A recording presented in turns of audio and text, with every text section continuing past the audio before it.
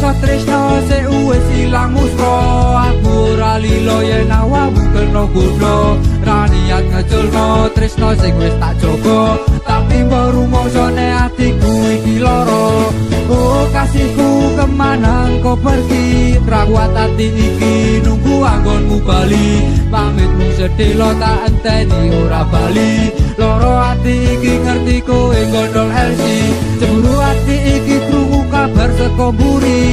awakmu kuwi wis tegel mlejani janji opo aku iki wis ora mbok akoni pamit tuku roti lah kok malah entuk Elsi